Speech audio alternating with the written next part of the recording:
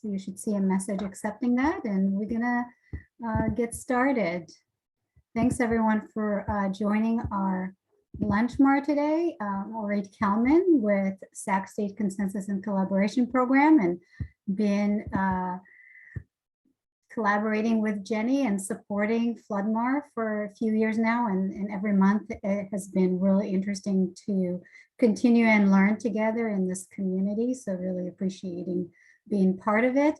Today's presentation is Putting MAR into Practice, Integrated Solutions in the Cosumnes River Basin. We have a panel of 4 presenters today, and so really exciting to get right to it.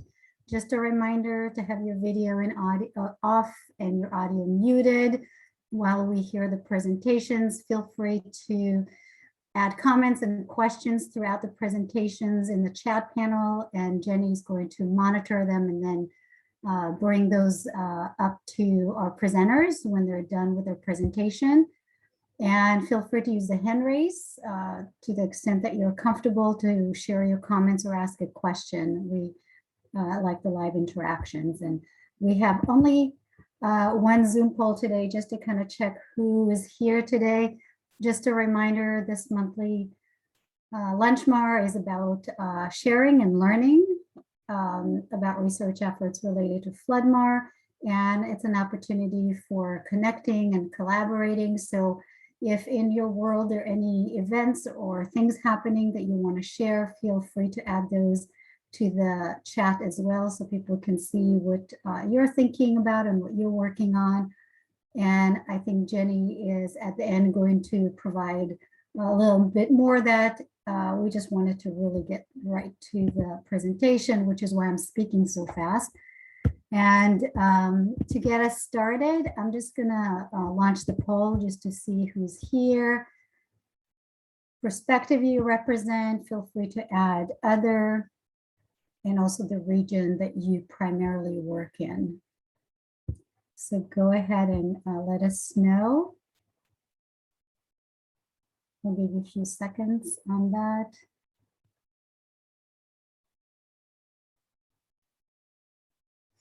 You can scroll the gray bar on the right to get to the second question.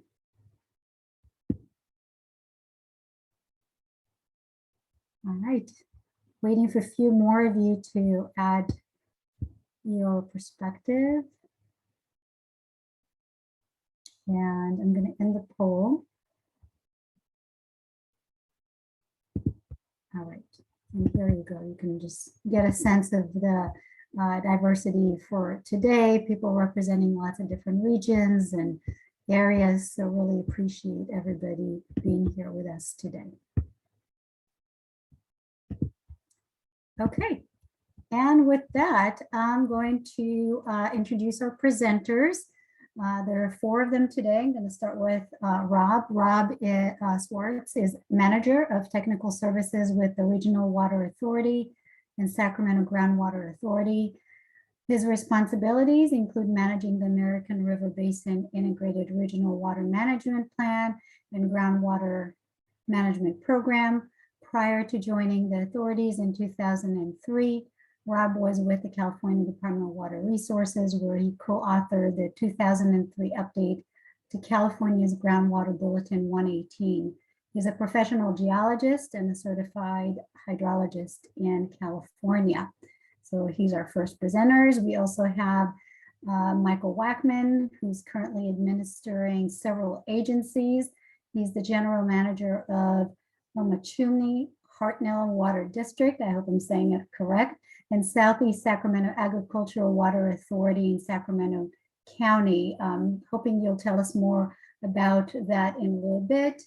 And to share that Michael is the executive director of the San Joaquin County and Delta Water Quality Coalition, which is the Agriculture Water Quality Coalition responsible for implementation of the Irrigated Lands Regulatory Program under the Central Valley Water Quality Control Board. Michael is also the owner and winemaker at McConnell Estates Winery and Wackman Ranch, a 5th-generation farming family in the Elk Grove area that farms 1,400 acres of a variety of crops, including grapes, alfalfa, hay, walnuts, and almonds. He's a graduate of Cal Poly San Luis Obispo, where he earned his Bachelor of Science degree in Agricultural Management. So he's our second speaker. We also have Laura Foglia, who is an adjunct associate professor at UC Davis and a consultant associate engineer with Larry Walker Associate in Davis. She holds a master's in physics from University of Milan, Italy, and a PhD in environmental engineering from ETH Zurich, Switzerland. Her research focuses on understanding integrated groundwater surface water systems at local and micro scale. Her emphasis is on model calibration and uncertainty analysis applied to different watersheds at different water management problems. There is more about Laura and her research. She teaches groundwater modeling and other classes at UC Davis and for the Groundwater Resource Association and the State Water Resource Control Board. She's our third speaker. And then we have Gary Bardini, who's the Director of Planning for the Sacramento Flood Control Agency since 2017. He has more than 34 years of public service with the state of California and the Sacramento area, providing strategic planning, policy development, and engineering services to promote integrated and sustainable management of the state's water resources. At SAFCA, he directs the formulation, refinement, coordination, and policy administration for SAFCA's strategic and project level planning initiatives. Prior to working for SAFCA, he served as the Integrated Water Management Deputy Director for the California Department of Water Resources from 2011 to 17. Like Michael, he's an alumni of Cal Poly San Luis Obispo and received a Bachelor of Science degree in Civil Engineering. So we have quite a wealth of expertise and knowledge with us today, and I'm going to turn it over to you. I think, Rob, you're going to start us off with the presentation.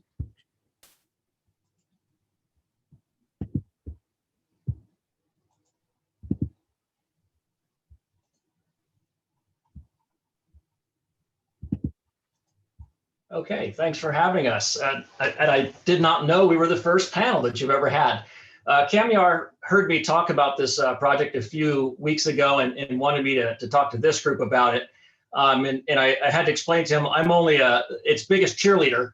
What we really need to do are bring in some of the experts that have been on the ground working on this project and are really thinking about things going forward to come and talk. So we decided a panel would be best for this.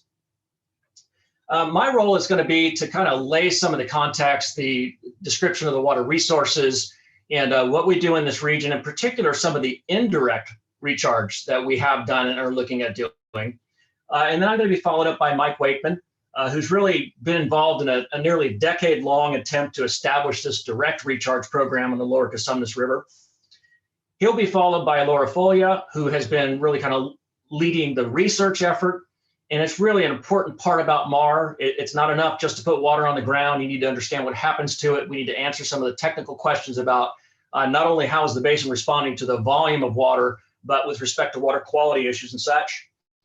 And finally, we're going to hear from Gary Bardini, who's going to really bring in some bigger picture vision on where we could be going with MAR projects by better integrating flood into the picture. So I think our theme for today is really about finding alignment of interests. When SGMA first passed, one of the things that struck me is a lot of the areas that we're really trying to address are in the more rural areas where you tend to not have the technical or the financial capacity to actually do anything about the problems that we have. So it's really important to find those common interests, to find the stakeholders, including research interests, to come into a project to see that to success. So with that said, let's take a look at the Sacramento region from 30,000 feet. We're very fortunate here to have the American River and the Cosumnes River. Of course, we're bounded by the Sacramento River on our west as well. And a couple of things that I want you to see from this is obviously this gray area is really urban core, right? So we have the Sacramento, greater Sacramento area up into Roseville, Lincoln, Rancho Cordova South, and we in the urban area have Folsom Reservoir, which actually acts to regulate that system and to ensure that we have flows year-round within the system, that we can manage our water resources conjunctively. On the Cosumnes River, you can see it's quite the opposite. It's very rural, very sparse population centers down there, and it's the last river in the valley that does not have some major rim dam on it. So it is more subject to variable hydrology. And of course, in the fall, it's pretty well known for having times where it cannot even support enough flow to bring in fall fish species. So it's a very different area, just a few miles from us, but a very different environment that they're dealing with. So with respect to our water supply, these water droplets show all of the areas that the M&I areas, the municipal, industrial, the population centers take water off of the river systems. You can see we're heavily reliant on the American River. We do have some diversions up the Sacramento River. And then we have the community of Rancho Murrieta that also has a diversion, the sole one off of the Cosumnes River for public supply. Then if you don't have those diversions, then you rely on groundwater. And this is a pretty common thing that you're going to see up and down the entire Central Valley, but you move away from the river systems and you can rely on groundwater. And this area has been no exception, despite this wonderful environment that we're in with all these rivers. And you can see on the right, as a result of groundwater use away from those rivers, we've developed these three substantial cones of depression in the groundwater basin through time. So again, it's a pretty common phenomenon everywhere, no exception here. In particular, on the Cosumnes River, we have had situations where the groundwater is drawn down so much that it's fully disconnected from the river itself until it gets down pretty close to the delta. So that's a situation and a concern that we have. Finally, we also do have recycled water. We have communities, City of Lincoln, Roseville. El Dorado Hills is pretty well known for being the first program to take a dual plumb system, basically, where they are supplying recycled water to front yard landscapes in the Serrano area. And of course, Rancho Murrieta, down in this system on the Cosumnes River, does rely on a fairly significant amount of recycled water. They supply about 20% of their total demand. It's all non-potable uses, but through recycled water. And then finally, one of the interesting aspects is in the Sacramento region, here down near the Sacramento River. This region made a decision several decades ago to consolidate the various smaller wastewater treatment plants. And this was actually a position that was supported by EPA at the time. The conventional wisdom was, by consolidating it down on the end of the system, you could better control it. You wouldn't have potential spills and other contamination issues that you would traditionally see. But as a consequence of that decision, we have all of this urban area, including the city of West Sacramento, that sends its wastewater down for treatment here. And what it's done is sort of limited the amount of recycled water that we can use, because it's now down the far end of the system, and it's simply not economically feasible to use that in the urban area. So we have a limited amount of that, but it was a decision made decades ago. Quite interestingly, I'm going to tell you on the next slide that we're actually starting to do something about that in the region. So again, I mentioned that I wanted to talk just briefly about a couple of the programs that we have that would be considered indirect means, or in lieu, as we call it. So we have these areas that were reliant on groundwater in the past, particularly in the urban area. Through time, we've been interconnecting these distribution systems, and that has allowed us to, in wet years, supply surface water to areas that have historically used groundwater. And then in dry years, they're able to go back to that. So we're able to do this in lieu conjunctive use program. And as a result of that, we've been doing this for about 25 years now, since the mid-1990s. We've brought in over 400,000 acre feet of surface water for use in these wet conditions. And you can see in the hydrograph down on the left that we've really substantially corrected this overdraft situation that we had for decades. And in the late 1990s and early 2000s, we actually didn't just abate that. We started bringing water levels up by about 1/2 foot a year. So tremendous success story. You can even see as we moved into the drought and we had recovery, the basin responded very nicely. Now, when I made this graphic a couple of years ago, I thought I was going to get a little more life out of this thing. But of course, here we are right back in the next drought. So I guess I'm going to start to relabel this thing and remind everybody that's the 2012 to 2016 drought now. But again, we can see the basin's been in great shape because of this in lieu recharge program in the North American and the South American, where we have the urban areas. So that's been a good solution there, but we still have to deal with these rural areas. One of the really exciting projects that's coming online, as I just mentioned, we located the wastewater treatment plant down here in the southern part of the county. Regional Sanitation District, when they got a new permit from the Central Valley Board a little over a decade ago, they were required to go a much higher level of treatment up to new tertiary treatment. And at that time then really discovered that, well, now we have potentially a resource rather than just something we're just simply going to treat to limited levels and discharge out to the Sacramento River. Now we have an opportunity here to actually put this water back to use. And so for about a decade, they've been working with South County ag interests, and they're developing a program that's actually funded through Proposition 1, Water Storage Investment Program, and of course, local funds as well, and some federal funds. But they believe that they'll be able to deliver about 50,000 acre feet of recycled water to existing ag users that are currently using groundwater. This program is expected to increase groundwater levels by up to 35 feet. And this is all down near the Cosumnes River Preserve, for those of you who know the area, along Highway 99. Of course, that's really famous for its oak woodlands. So these improvements in groundwater levels, we believe, are really going to be supportive of that concept of supporting groundwater-dependent ecosystems. It also is going to directly support about 5,000 acres of riparian area, and of course, indirectly support that wetland habitat by increasing groundwater levels that support that area. Planning is nearing completion, and construction is expected to commence in 2022 and conclude by 2025. So very exciting, and the scale is really large. It's going to be very helpful for this area on the lowermost Cosumnes River. But really what we still have to deal with is up in this area that Mike's going to talk about in just a second here, where we still have very deep levels to groundwater overall, disconnected system. We still have a Cosumnes River, again, that runs dry in the fall. And so we're trying to figure out how to support that habitat in the future. So it's really important to start to address issues up in here through the more direct means. So with that, I'm going to turn this over to Mike Wackman, and he's going to talk about the Lower Cosumnes River Groundwater Recharge Project.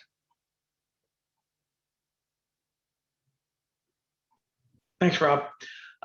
So Omochumne Hartnell Water District is a small water district and right along the Cosumnes River. So we border on both sides of the Cosumnes River. So we're actually in two groundwater basins also, which has been challenging for our GSA applications and stuff. So like Rob said, I didn't really realize how long we've been working on this project until I started putting the slides together, because we just keep moving forward. Started in 2011, where we got a Prop 84 Irwin grant. Worked with Rob to get it for the area. The original plan was actually to transfer some waters from Rancho Marietta, what you heard Rob talking about earlier, using some of their surface water rights, putting it on in some ponds, and doing some, major recharge within the areas. Well, we ran into difficulties, of course, as always, of, when it comes to transferring diversion points and everything else, and getting everybody to agree on, how much is the water worth, and, can this really happen? And then Rancho Marietta went through some changes in management. So that sort of dissipated. So, we had a couple of years there where we didn't know where were we going to get the water from. And then in 2015, when the state board adjusted their stormwater diversion permits and stuff, is when we thought, oh, this is perfect for what we want to do. But the property we were looking to put it on was no longer available. So then we revamped the whole idea of bringing some stormwater, floodwaters, and putting on vineyards. And so we went out, started going through the permit and EIR process, being one of the few people who actually have done a project like this before. It was quite an interesting experience, but it wasn't actually too bad. We did our EIR process to build the pipeline. We got it redesigned. But if you go to the next slide, Rob, one of the major challenges we had was dollars for construction. Our whole budget for a fiscal year is $160,000. That's our income for this small district. And so we have $1 million project here we're trying to put forward. And we got the grant, but it takes 3 to 6 months to get dollars for, to pay for it. And the guys in construction want to pay, 30 days. So we were really, at a conundrum. We approached different ideas. We approached different people about trying to get interim loans and those type of things like that. When actually, I think it was Melinda Frost Hartnell from the Cosumnes Coalition actually approached SAFCA, and SAFCA then came to us and say, hey, we might be able to help you out. We can, we've got the money to be able to sit there and help you meet that gap of money that you need. And it's like, okay, that's great. What do you want out of the project? There's always a give and take. What do you want from me? And basically what they were just looking for is, and Gary's going to get in this later, is just a partner in the region to start doing projects together, dealing with flood issues, dealing with groundwater recharge, and those type of things. And so this was sort of the foot in the door for them into doing this type of stuff with a small little district who needed some help. And we've developed a really good working relationship over the years as we have moved forward. We have some MOUs where they're helping us. They helped us construct this. They're helping with some of the research projects we're looking on in the river. Our next big hurdle and our big challenge was state water board permits. It wasn't. It's a temporary permit, so it wasn't too difficult. But we started one year. And, we're thinking, we can get through this process in a couple months. Well, that's never usually the case. And so the first year we applied for the permit, we actually put it on hold because there's no way we were going to get it before January. We started, I think it was in September. So the next year we started in July. We went through the permit process. And it was, they had some little staffing changes as they always do in a lot of the agencies. It went okay, but for a small project, it took a lot of engineering and legal to get through that process. And, I know everybody has hoops to jump through, but again, for a small district, it starts getting expensive. We spend $20,000 on a project. That's a big chunk of our budget just on engineering and legal fees to get, relatively small amount of water. So we got through, and then so we started the project. Next picture, or next slide there, Rob. Started moving through the project, and we actually got water onto the fields last year. Although it was only for 3 days, because as everybody knows, there wasn't much water. We did get water on for 3 days. And it's a very simple system. We put in a huge, basically, we hired an irrigation company to come in and put in some pipelines to deliver some large valves where we're going to use rollout pipe to deliver the water onto the vineyards there.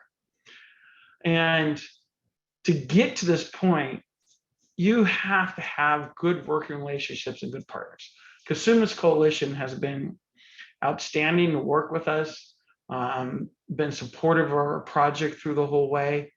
And they helped us actually develop some working relationships with the California Fish and Wildlife Service and U.S. Fish and Wildlife Service, who are, really intrigued with our project, seeing the multi benefits that it can bring by being able to, bring up those water levels, having areas where, it's going to benefit not only the riparian habitat and GDEs and as well as agriculture.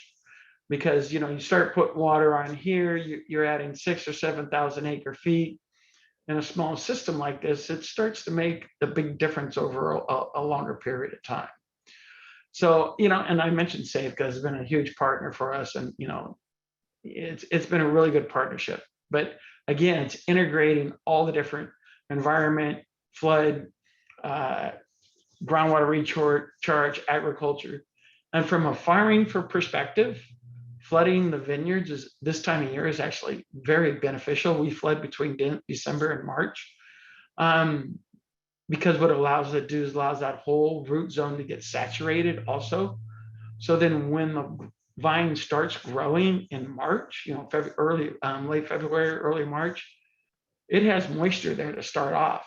And then the benefit for the farmer too is like, hey, you know, maybe I don't have to irrigate for, you know, a month longer because we're already flooded there. We got some water in that zone that really helps, you know, especially on a dry year like this year. You know, if we can even get, you know, 10 days, 15 days, and where we get some of those flood, you know, peak flood waters onto it, it's really beneficial to the system. Next slide there, Rob.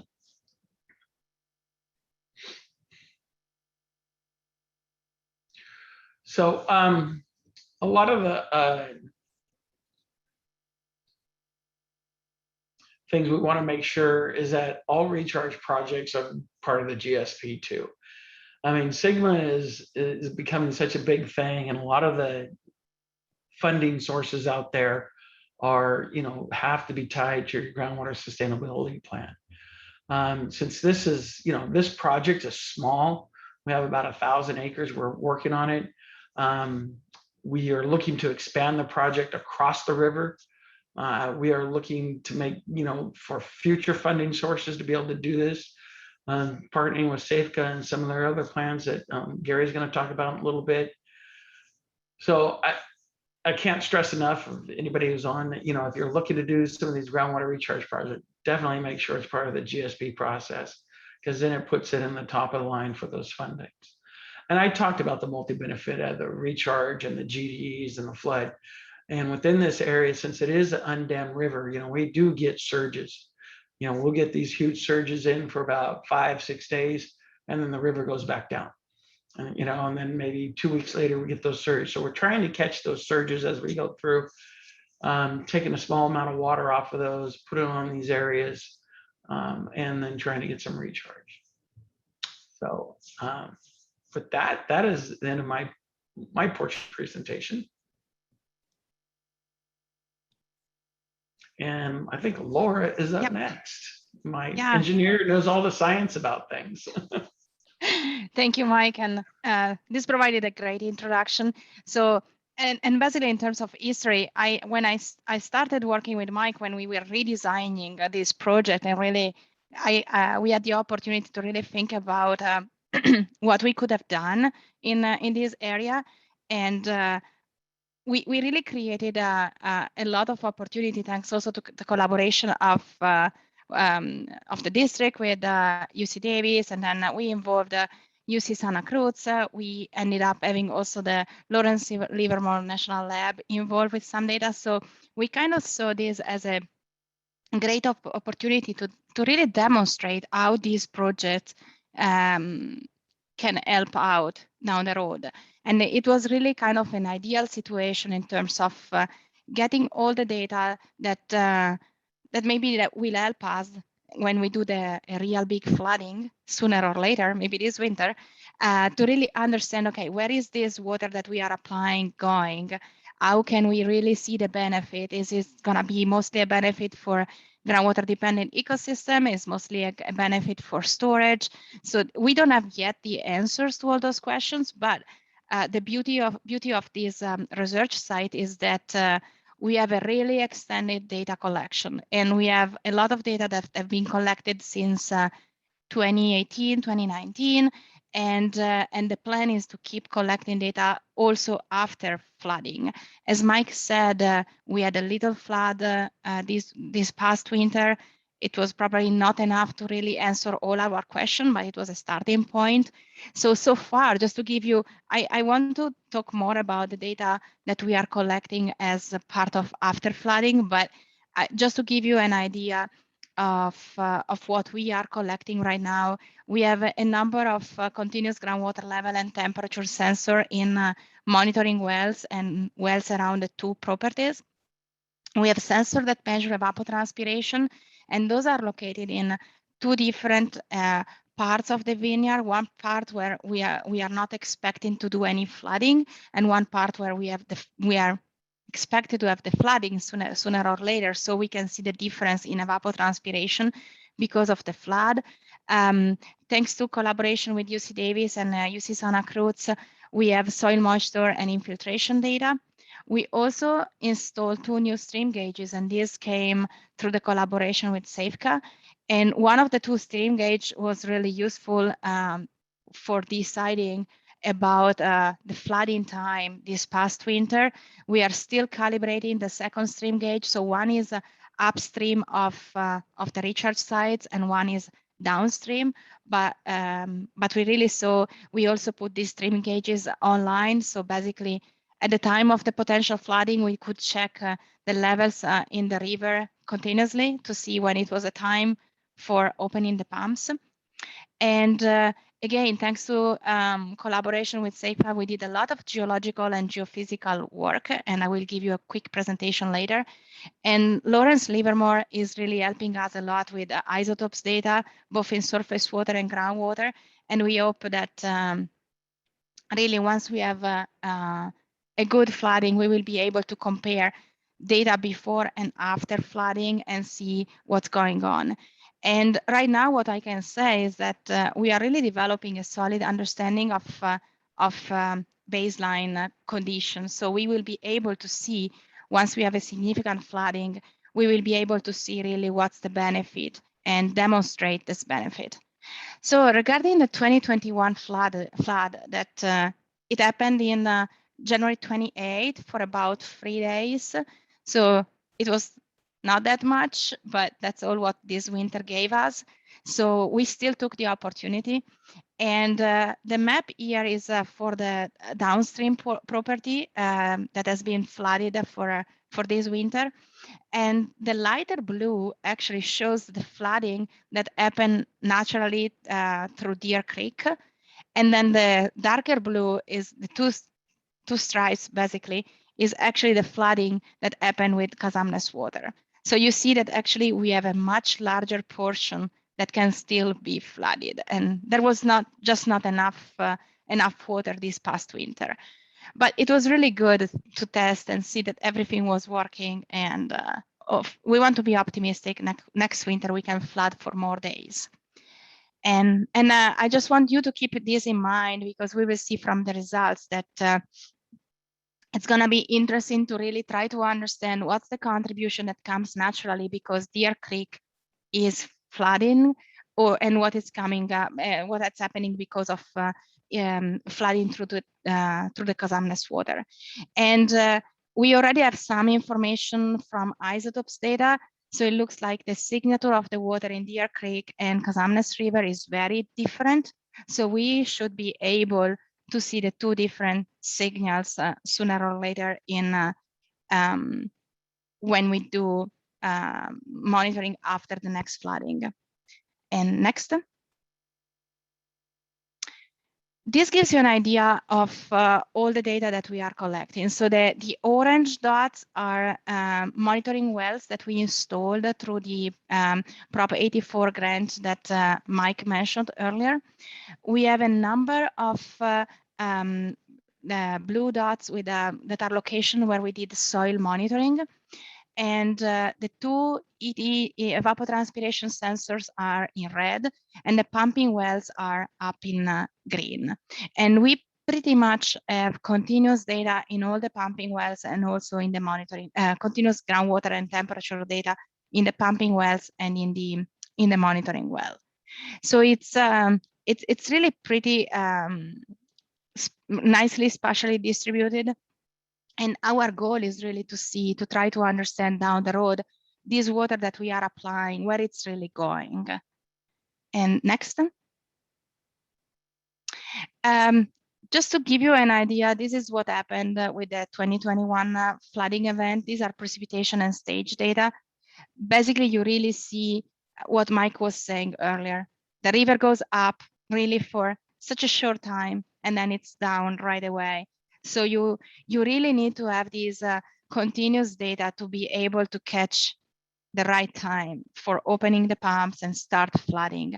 Because if you even lose one day, probably you lose most of the potential flooding. So that's why we installed new sensors and also for the river to really be able to capture. And in the permit, we had really strict requirements. So we have to be careful on opening the pumps at the right time, not too early. And so it was a learning curve, I think, for this winter, but it was good. So we are ready for, I think Mike is mostly ready for the next one with all the troubleshooting. And next. So what we have done is this gives you an idea. Things really changed in the recharge sites really from one day to the other. So you see on the left is a picture from January 30, which was already a day after the flooding. And then January 31st, water really disappeared pretty quickly. So the only day with a significant amount of water on the ground was between the 28th and 29th. And then January 30th was already almost gone, just some water in the middle between the lines. And what my colleague at UC Davis had done, they collected also some morning and afternoon pore water sampling at all the 6 sites that were in the map before. And we did it. They did it for the day of the flooding and the 2 days following the flooding. And basically only the morning sampling of the 4th day when all water had receded and the minimal water in samples was so that's the last time we really could do this type of they really could do this type of sampling. So it was really a very limited amount of time. So the afternoon was of the 4th day was already too late. And what was the goal? We decided to look also into possible reduction of nitrate and also to try to understand if there is any reaction or change in the water quality due to the flooding. And the data are still under evaluation, but in the next slides, we have some very preliminary results. I think Andrew, who's the one who's working the most with me on this project, just got the data yesterday. And I don't want to go into details on this plot, but just to show you that what we could see is that there was a drop in oxygen content just during the flooding and a rise in volumetric water content that really didn't last long. And so this is very preliminary, it's just for one location that actually, Robbie, if you go to the next slide, the location is the one up there. And what then we realized is that that location was flooded, but actually it was flooded with Deer Creek water. So what we have to do next year is really trying to collect the data at the right location so that we can catch the Cosumnes flooding and the Deer Creek flooding and compare.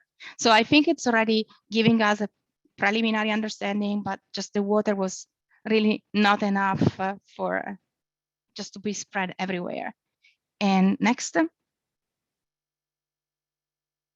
I also wanted to touch base. We did a lot of geophysical work thanks to collaboration with SAFCA, and the idea was to try to understand better the geophysics and the geology of the 2 vineyard sites to see, okay, what is gonna be the best way to recharge the aquifer here, and how can we eventually provide benefits to groundwater dependent ecosystems. What we did in both sites are borehole geophysics, mostly using NMR. And then we also did electrical resistivity tomography. And the location for the electrical resistivity tomography are the light green lights that you see on the map, lines that you see on the map. And the idea is really to use these data to complement all what we know about surface hydrology and the groundwater hydrology and the geology that we extrapolated using all the well logs information in the area. And if you go to next, some preliminary results, these are just cross-section along the lines where the surface geophysics was done. And we found it very interesting. Basically, we could really kind of map all over the area. The perched layer, which is the one that actually, it's pretty much constantly at something like 30 feet below ground. And it's disappearing in some locations. So we would expect once we do a bigger recharge that maybe in those locations we will be able to see a bigger rise in groundwater elevation. But at the same time, this is really telling us that this perched layer is the one that is also supporting the groundwater dependent ecosystem near the river. So, and it's really kind of a summary of the multi-benefit that Mike was talking about earlier. So this recharge is not going to be all a benefit just for the groundwater and for the storage, but it will also most likely provide benefits for the groundwater dependent ecosystem in the along the Cosumnes River. And the results, as I said, this is still the setup. We are waiting for the big flood. Everybody is waiting for that. We were hoping to have it last winter. Again, we were pretty satisfied that we could test the system, but the idea, based on our preliminary calculation, there is way more water that we could throw on these sites, and without creating any trouble, and most likely it would infiltrate pretty quickly based on the data that we collected so far. And with this, I think this goes to Gary.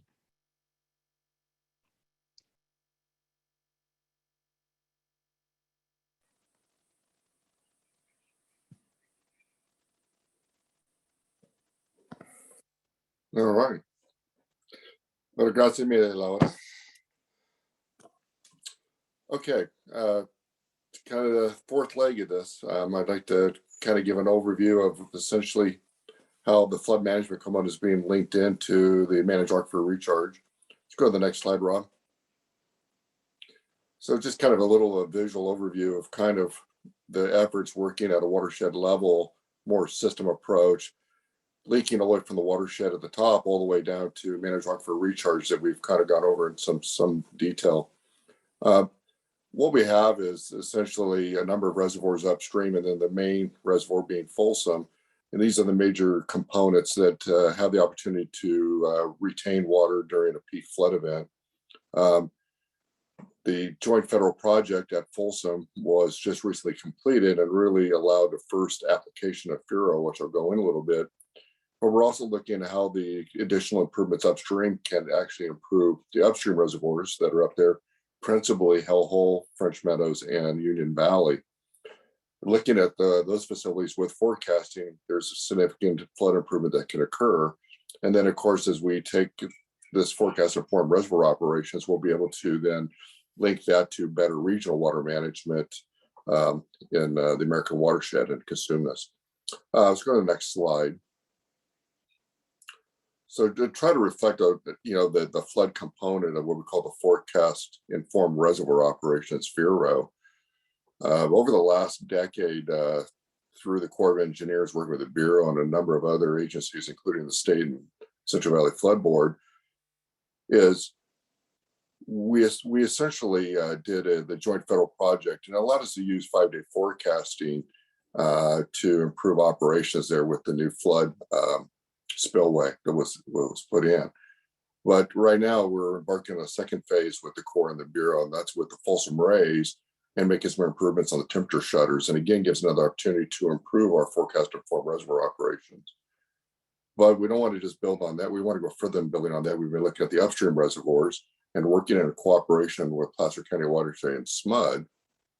And then, of course, the part of the conversation today is we take those improvements in reservoir operations, can we link that to better regional groundwater management?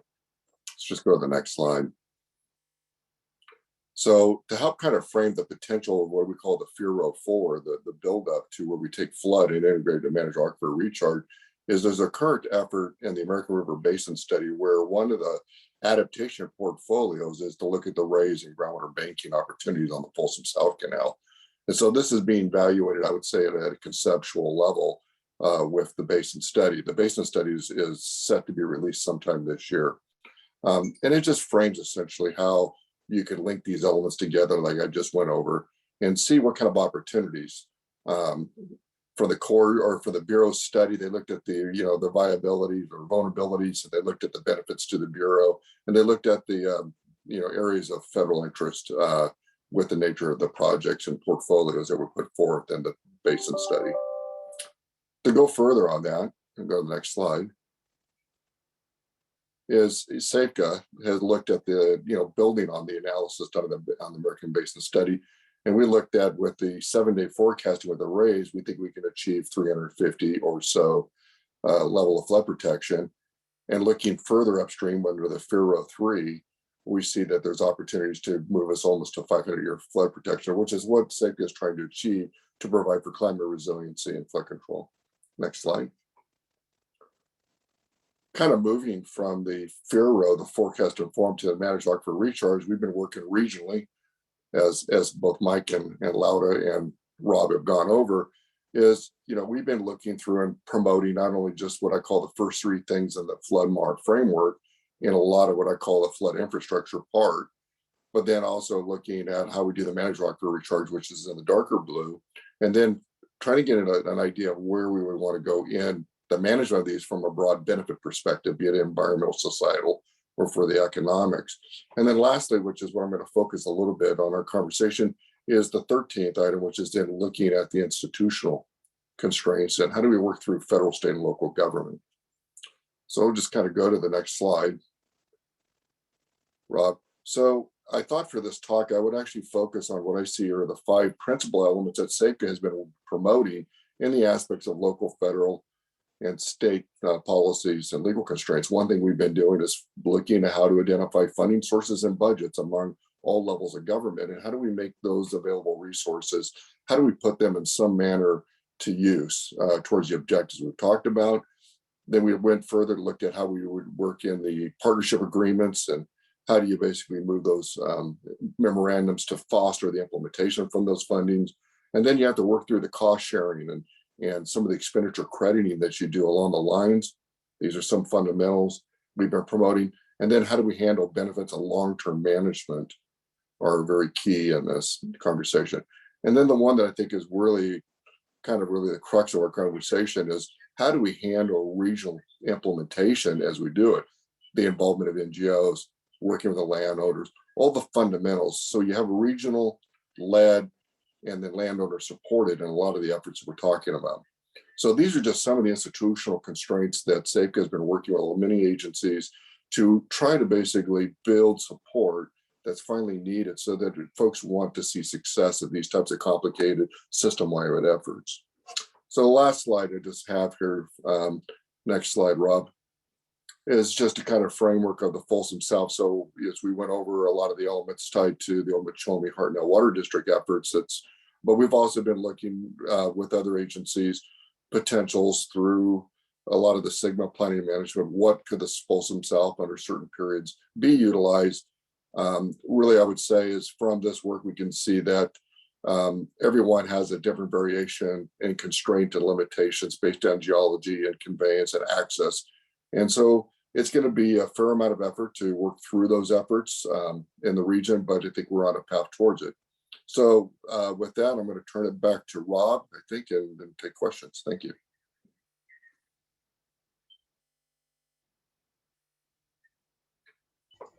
Yeah, I think we'll go ahead and actually turn it back over to Arit at this point. Yeah, thank you very much for your presentations, kind of looking at it through different lenses and different aspect of a complex issue. And I'm gonna turn to Jenny to see if we have any questions, or if anybody wants to use the hand raise and just comment on the presentations or ask a question. We'd love to hear from everyone. We have about 10 minutes. Yeah, thanks for a great presentation. That was really informative. And I know I listed a bunch of questions. Chat has been quiet. Give folks a few minutes to add questions. I think it's a good thing when chat's quiet, because that means that people are really paying attention to the conversations that are happening live. So I do see a hand up from Jonathan. Please feel free to turn your camera, unmute yourself.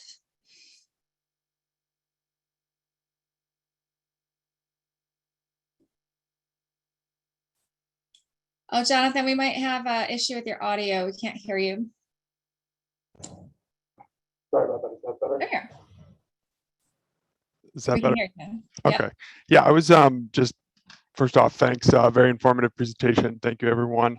I just had one quick question. Laura, you were talking about how in this specific instance, the vineyard you guys are analyzing, there is a perched aquifer. And I was curious when thinking about receiving funding from the GSA or looking at benefits more on a regional kind of district or agency scale. Is that something that would affect your ability to receive funding, knowing that maybe not as much of the water is percolating down to or infiltrating to a deeper portion of the aquifer, or how does that work? I actually think it's going to be, in a sense, it's going to be a benefit also in terms of getting funding, because we can really show that we have two different types of benefits. For sure, something is recharging the aquifer, but then thanks to this perch layer, which is closer to the river, we are also benefiting the groundwater dependent ecosystems. So it's really a double, it's a win-win situation, because right now we are not able to say exactly what's the split, if it's really 50-50, or that's what we want to find out down the road. But for sure, we can already say that most likely there are these two types of benefits. So the GSA can really show that okay, there will be a benefit for the actual groundwater storage, but there will be a benefit also for the river. Okay, thank you. Welcome. Yeah, and when we're talking, if you notice, the perched aquifer is like 40 feet down. Yeah, exactly, right, Mike. Yeah, and then so we know from what we're assuming that it's traveling sideways, and there's lenses all over the place, and some of our preliminary study have shown there's like gravel lenses, sand lenses, where this where it's going to move, but it's going laterally, then going down. So like Laura said, we got to figure out how much is going where has been some of our biggest questions in the area. Yeah, thank you. Thanks. We've got a question from Betty Andrews. Can you provide some additional insight into what fishery agency concerns were and how they were addressed in considering diversion of river water for Floodmar? Flows were our biggest concern along the Cosumnes River. We have a limited run within the Cosumnes River, so our permit actually allows us to pull, but as long as we cut off before March 15th is our big thing. If we want to go beyond March 15th, we have to we're investing in some fish screens on the pumps that we have there. So that's been the biggest thing. There's a flow requirement, 175 CFS. Is that what it was, Laura? I'm trying to remember. In the Cosumnes River before we can start diversion. So that was the biggest concern, was the migrating salmon out of the system in that March period. Great, thanks, Mike. Do you have any lessons learned to share with other interested implementers that are just starting out? And so is there a lessons learned or something you wish you would have known before you started the process and implemented your project? Patience. It's been a lot in, I say that jokingly in many ways, but a lot of it is developing the collaborations and stuff, and also finding the right people to help you out as you move through the process. Because thank God Laura came on board when she did, because she really helped bring in other collaborators into the process. And I think that's key. But I've always, I'm a farmer and I try to keep it simple and, keep it simple, stupid. And a lot of people want to like try to over engineer things, on some of these projects. It's like, we're just flooding. We're trying to return things back to sort of a nature, but in a controlled fashion. So, it's just like flooding an alfalfa fields with an alfalfa valve. So one lessons I would put out to the ag community, when you put the new drip system in to save water, don't get rid of that old flood system you had in there, because you might use it down the road some of the day, because all of this area had a, was flood irrigated back in the day. And, that was all removed and put in drips to become more economical. Well, and more efficient. Well, we become more efficient. We also lose, that ability to use that surface water to irrigate the crops, which then gives us recharge. So yeah, that would be some of my lessons learned through the process. I don't know if Laura has any. No, I think the power of this project has really been that we build step by step, and we really thought about all the possible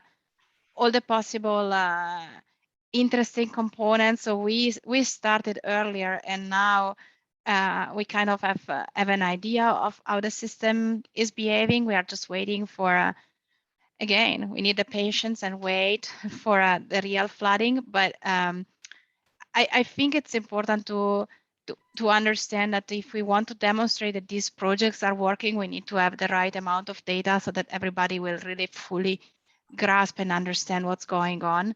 And also that we can show that the benefits are for many different parties, so that it's really key. Great, thanks. A question from the chat.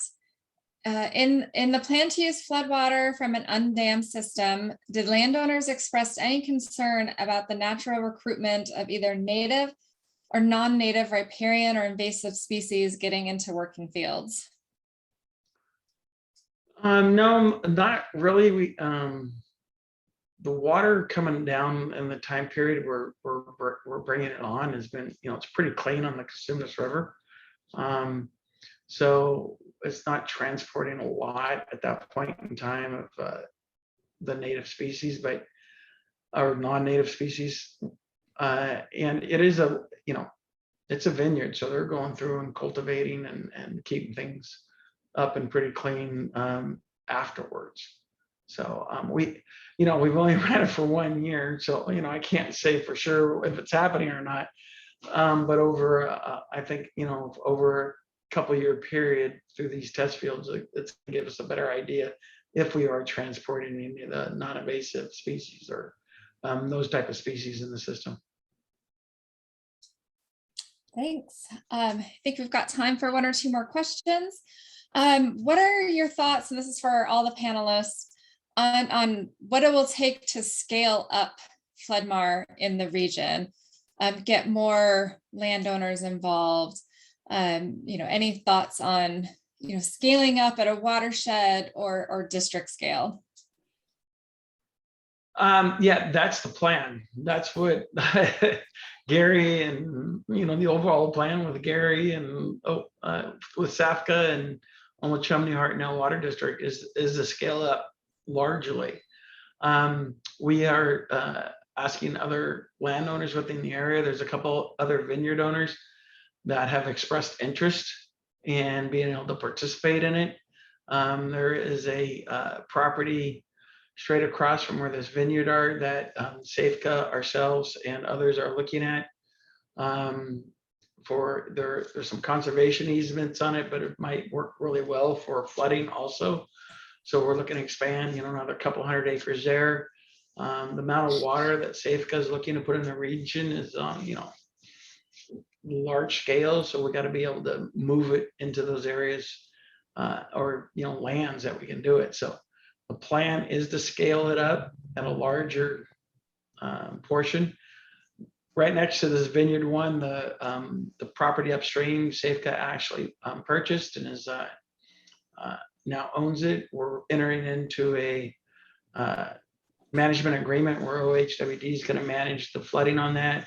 And we got grant monies in order to expand our system up into that area, up into that next parcel.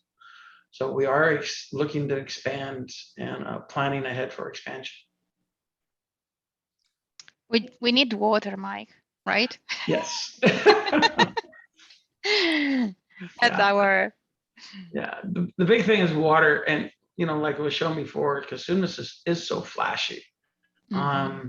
We might end up having to put, our plan is to put a couple more pumps in too, so we could take, more water off during those flash events onto the system. But working to get some other waters of other, excess flood waters into the area is one thing we are definitely working on. Thanks. Gary, I see you unmuted. Were you hoping to share something? And I think that kind of it's working, like you said, those relationships, so you can get projects or elements of projects to readiness. I think if you can get that in place, then I do think there's generally always an opportunity to look for some aspect of public financing or other things to help these efforts. And of course, the May Revive budget is another example of that. So I think the biggest struggle is just bringing it to readiness. I think a lot of what we heard today is kind of what it took institutionally to get things to readiness and how we had to assist a little bit to support that effort. Over. Great, thank you. Well, it's 1:30, or I guess a little after 1:30. I'd like to thank our panelists for their great insights and information today. And I'd ask the participants to give a virtual high five, a round of applause to our participant or our panelists. Thanks for joining us for the August Lunchmar. A couple announcements. We are reconvening at the end of August 31st, the Floodmar Network. We've got some great progress to share with the network. And if you are not a member officially, because unofficially by being a Lunchmar participant, you are in the network, please shoot me an email and I'll make sure that you're included on the emails. And there's a link for the workshop in the chat. And we're also busy planning a 2021 Floodmar Public Forum. And that'll be in early November, either the first or second week. We've not landed on a exact dates yet, but it will be a virtual forum over a couple days. So please stay tuned for information. And just lastly, we've stranded a couple questions in the chat. So we'll probably follow up with our panelists to see if they have any thoughts on answering those questions and include them in the meeting notes. Anything else, Sarit, before we say goodbye? I think that was it. Thank you very much for your presentation and for everyone for joining us today.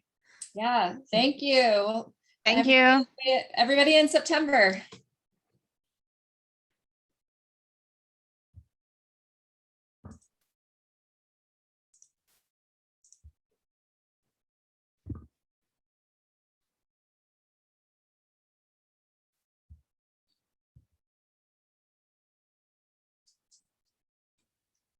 Thanks, Sarit. Yes, of course. Thanks, Ari. Thanks, Jenny. Yes.